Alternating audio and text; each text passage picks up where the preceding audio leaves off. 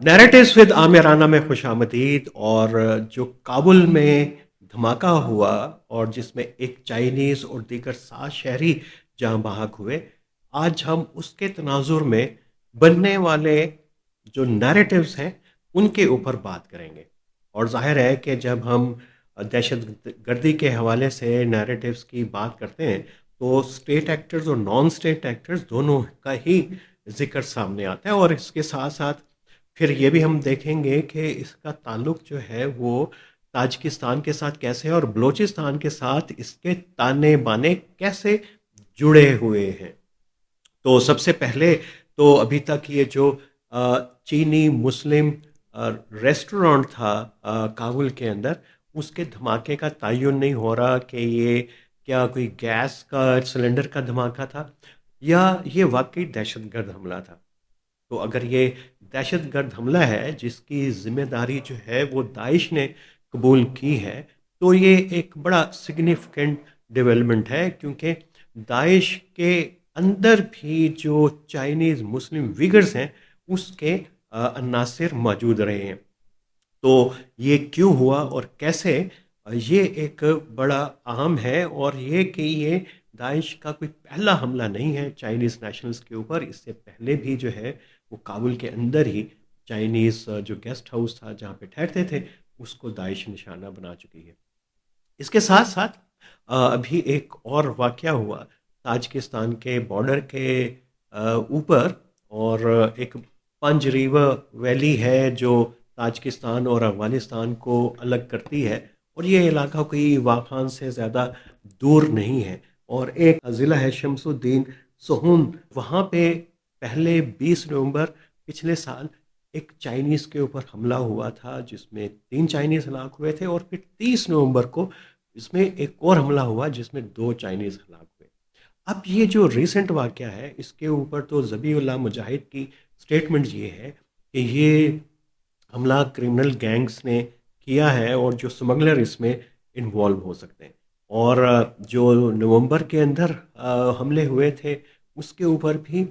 अब जाके जो ताजिकिस्तान और अफ़गानिस्तान का कंसेंसस डेवलप होना शुरू हुआ है कि ये जो है स्मगलर्स हो सकते हैं। ये तीसरा एक हमला होना, लेकिन ये एक कुछ मामले को पेचीदा भी कर रहा है और इसके बारे में चाइना में शकूक व शुबहात पाए जाते हैं, क्योंकि उनको लगता है कि ये जो दाइश है ये कहीं ना कहीं पे इन्वॉल्व है, या तो वो स्मगलर के साथ नेटवर्क के साथ इन्वॉल्व है और वो चाइनीज़ इंटरेस्ट को नेशनल्स को ना सिर्फ अफ़गानिस्तान के अंदर जैसे काबुल के अंदर हुआ बल्कि ताजिकिस्तान के अंदर भी जो है उसको निशाना बना रही है। चूँकि ये जिन एरियाज़ में निशाना बने हैं चाइनीज़, वो एक बड़ा मुश्किल और डिफ़िकल्ट ट्रेन है और ये चाइना की सिक्योरिटी के लिए बहुत ही इम्पोर्टेंट है। और तो ये दाइश फिर ये चाइनीज़ को वहाँ पे अटैक क्यों कर रही है? तो उसका एक बुनियादी मकसद तो ये है कि वो अपने आप को एक ग्लोबल जहाद की तहरीक के तौर के ऊपर प्रेजेंट कर रही है। और उसमें चाइना का जो केस है वीगर्स का, उसको लगता है अगर जो हालिया उसका लिटरेचर आप देखें तो कि वो उसकी चैंपियन बनना चाहती है। और ये जो काबुल के अंदर हमला है उनको शायद शक था कि ये एक और पस पर्दा ऑपरेशंस दाइश के ख़िलाफ़ करने के लिए इस तरह की कोई काविश थी चाइना की और तालिबान की। तो पाकिस्तान के फोकस के अंदर भी रडार के ऊपर है दाइश। और पाकिस्तान ने तो वो 2025 में दाइश के ख़िलाफ़ जो है बेतहाशा कामयाबी हासिल की। आपके इल्म के अंदर है कि अबे गेट दहशत गर्दों को गिरफ़्तार किया था, हवाले किया था। और इस साल के आखिर के अंदर एक तुर्की निजात जो दाइश का मेंबर था उसको गिरफ़्तार करके जो है वो हवाले किया था तुर्की की सिक्योरिटी फोर्सेस के। तो पाकिस्तान का और अफ़गानिस्तान का ऐसे लगता है कि दोनों के जो ताल्लुकात चाइना के साथ कॉम्प्लिकेटेड हुए हुए हैं सिक्योरिटी की डोमेन के अंदर। चाइना के का जो तालिबान के साथ और अफ़गानिस्तान के साथ जो पूरे का पूरा एक इशू है दहशतगर्दी के हवाले से, उसके बहुत शदीद कंसर्न है। और पाकिस्तान के और चाइना के 2025 में तो ताल्लुकात खासे बेहतर रहे हैं, लेकिन एप्रीहेंशन चाइना की पाकिस्तान के میں سیکیورٹی کی صورتحال سے، دہشت گردی کے حوالے سے کوئی بہت زیادہ اس میں کوئی رائے کے اندر تبدیلی اس کے اندر رونما نہیں ہوئی ہے۔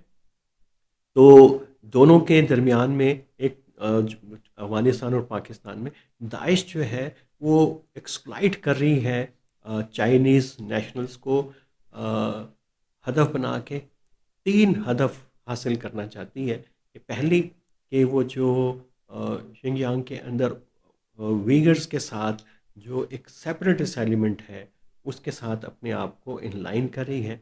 دوسرا اس کا اسٹریٹجک پرپز یہ ہے کہ طالبان کو زچ کیا جائے، کیونکہ اس کو اپنا سب سے بڑا نظریاتی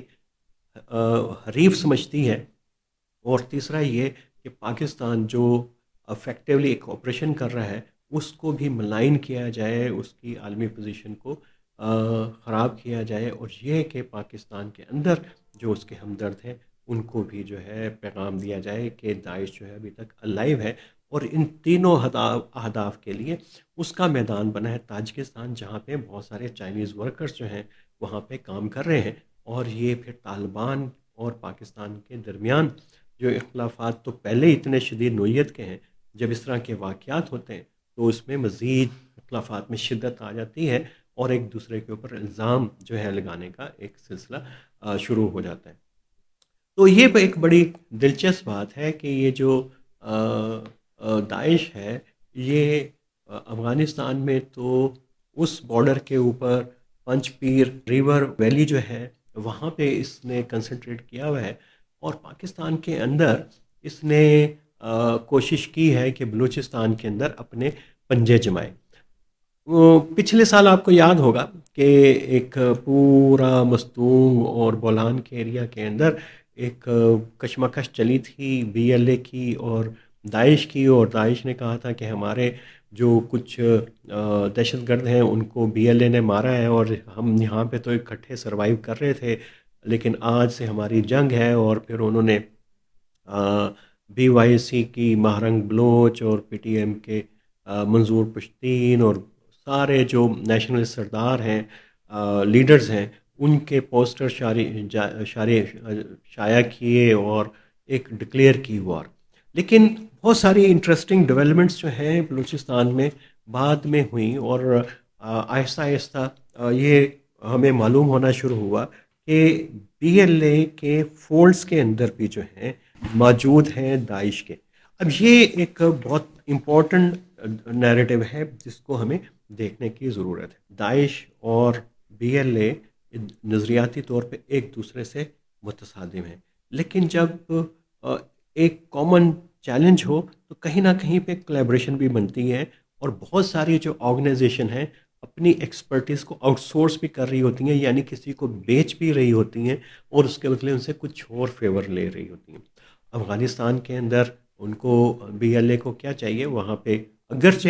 اس طرح کی رپورٹس آتی رہتی ہیں کہ ادھر ان کا ٹی ٹی اے پی کے ساتھ بھی ہے، افغان طالبان بھی ان کو سپورٹ کر رہے ہیں، ویپنز بھی مل رہے ہیں، لیکن یہ کہ جو داعش ہے وہ بی ایل اے کے ساتھ کوئی اسی قسم کے کانٹیکٹ کے اندر ہے۔ مثلا یہ کچھ خبریں ایسی آپ کے علم میں لانا چاہتے ہیں جو شاید آپ کی نظروں سے گزری ہوں۔ بی ایل اے کا ایک دہشت گرد تھا شریف اللہ، اس کی جو شادی ہے ایک داعش کے کمانڈر فاروق بنگل زئی کے ساتھ ہوئی۔ یہ کوئی دیکھنے میں تو عجیب بات نہیں ہے، کیونکہ ٹرائبل کلچر کے اندر مختلف نظریاتی اور پولیٹیکل ویوز رکھنے والے لوگ ہوتے ہیں، اور چونکہ رشتہ داریاں ہوتی ہیں، قبیلہ اور برادری ہوتی ہے، تو اس میں چیزیں جو ہیں وہ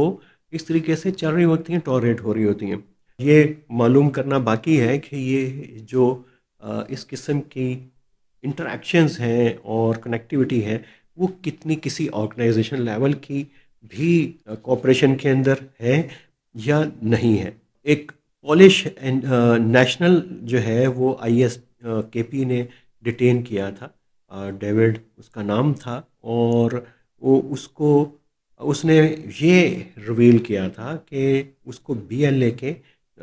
ٹریننگ کیمپ کے اندر رکھا گیا تھا پاکستان اور افغانستان کی سرحد کے قریب۔ بہت بڑا جو ہے وہ الزام تھا بی ایل اے کے اوپر، اور اس میں لگا کہ داعش اور ان کا کوئی ٹیکٹیکل الائنس ہے، اگر نظریاتی یا سیاسی نہیں بھی ہے تو ایک جو داعش کا ایک دہشت گرد تھا، جعفر بغدادی افغانستان میں، وہ باقاعدہ سنا ہے کہ اس کی سروسز جو ہیں آئی ڈی بنانے کے لیے بی ایل اے نے اس کی حاصل کی تھی، اور بی ایل اے کے کیمپوں میں وہ ٹریننگ جو ہے نمروز کے اندر وہ ٹریننگ جو ہے وہ دیتا رہا۔ اب ہمیں پتہ ہے کہ حوالہ ہنڈی، کرپٹو کرنسی، یہ تمام چیزیں تو چل رہی ہیں، اور فائنینسز جو ہیں مینیج کرنے کے لیے، آ، لیکن یہ لگتا یہ ہے کہ بہت ساری چیزیں جیسے دنیا میں الٹ پلٹ ہو رہی ہے، ٹرمپ کا آرڈر جو ہے بڑی تیزی سے دنیا کا آرڈر کو چینج کر رہا ہے، تو اس ریجن کے اندر بھی بڑی تیزی سے تبدیلیاں آ رہی ہیں۔ ہم بات کر چکے ہوئے ہیں کہ ایران کے سیستان بلوچستان کے بلوچ ڈومینیٹڈ اضلاع میں کیسے جو پیپلز فائٹرز فرنٹ جو بنا ہے، وہ بہت ہی عجیب و غریب سی تبدیلیاں ہو رہی ہیں۔ اس میں ٹیکٹیکل لیول کے اوپر مختلف نان اسٹیٹ ایکٹرز کی جو ہے کلیبریشن کوپریشنز بڑھ رہی ہیں، اور خاص طور کے اوپر اور یہ بھی کہ ملیٹنٹس کی جو ہیں سرگرمیاں اور کلیبریشن میں بھی بڑھ رہی ہیں، ان کے جو آپس میں کنیکٹیوٹی نیکسز کلیبریشن خواہ ٹیکٹیکل لیول کی ہے، اسٹریٹجک لیول کی ہے، وہ بھی اس کی ڈائنامکس چینج ہو رہی ہیں۔ اور خاص طور کے اوپر سیریا میں جس طریقے سے احمد اشرا کی حکومت آئی، اس کے بعد وہاں پہ ملیٹنٹس گورنمنٹ بنانے میں کامیاب ہوئے، تو انہوں نے بھی داعش کے خلاف ایک سخت ایکشن لیا تھا۔ اور ایک بڑا واقعہ ہوا، اس کا پہلے ہم ذکر کر لیں کہ وہ جیل بریک ہوئی ہے جس میں کوئی 500 سے زیادہ جو داعش کے دہشت گرد تھے، ترکی نے تو اس کے اوپر ہائی الرٹ کر دیا، سیریا میں بھی ہے، نیبرنگ کنٹریز میں بھی ہے، اور خطرہ یہ ہے کہ کہیں وہ ہمارے اس ریجن کی طرف افغانستان میں خاص طور پہ اور پاکستان اور یہ بلوچستان ایران کے ریجن کی طرف نہ آئے۔ اگر وہ یہاں پہ آتے ہیں تو یہ ایک بہت ہی اہم اور ڈینجرس ڈیولپمنٹ ہوگی، کیونکہ اس وقت یہ نیا جو کانفلکٹ زون بن رہا ہے ایران، پاکستان اور افغانستان کے بارڈر پہ، اگر یہاں کوئی 100 کے قریب بھی پہنچنے میں کامیاب ہو گئے، جیل توڑ کے بھاگنے والے داعش کے کمانڈر جو بڑے ہائیلی ٹرینڈ ہیں، تو یہاں پہ ایک نیا ایک عذاب جو ہے، اسے ہم عذاب ہی کہیں گے، وہ شروع ہو سکتا ہے۔ تو یہ ٹیکٹیکل لیول کی کلیبریشنز بڑھ رہی ہیں، اور جو پچھلے سال مستونگ اور بولان کے اندر ہوا تھا ایک جھگڑا، اس کے بعد ہم نے کوئی ڈیولپمنٹ دیکھی نہیں۔ اس کا مطلب ہے کہیں نہ کہیں پہ کچھ چیزیں پیسیفائی ہوئی ہیں، کہ اس کے بعد داعش نے جو ہے کوئی اتنے لمبے چوڑے کلیم نہیں کیے، اس جھگڑے کو طول نہیں دیا، اور نہ ہی بی ایل اے نے دیا، اور بی ایل اے کی ایکٹیویٹیز اس ایریا کے اندر بہت بڑھ گئی ہیں۔ جاتے جاتے یہ کہ بی ایل ایف جو رخشان اور مکران ریجن کے اندر زیادہ ایکٹیو ہے، وہ اب جو ہے پر پھیلا رہی ہے۔ پچھلی دفعہ وہ جو خودکش حملہ آور خاتون تھی جس نے نوکنڈی میں حملہ کیا تھا، اس کے بعد جو ہے جھل مکسی تک جو ہے وہ سندھ کے بارڈر تک ویسٹرن بلوچستان میں، مغربی بلوچستان میں، وہاں پہ بھی ایک پولیس چیک پوسٹ پہ اس نے حملہ کیا ہے۔ اب لگتا یہ ہے کہ نئی سب بندیاں ٹیکنیکل چینجز ہو رہی ہیں، اور ہم رکھیں گے اس کے اوپر نظر، آپ کو بتاتے رہیں گے کہ جو نان اسٹیٹ ایکٹرز ہیں، دہشت گرد ہیں، ان کی اسٹریٹجیز کیا ہیں، اور اسٹیٹس کی اسٹریٹجیز کیا ہیں، اور یہ جو نیریٹیوز بن رہے ہیں نئے نئے، ان کے پیچھے کی اصل کہانی کیا ہے۔ تو جڑے رہیے نیریٹیوز ود عامر رانا کے ساتھ۔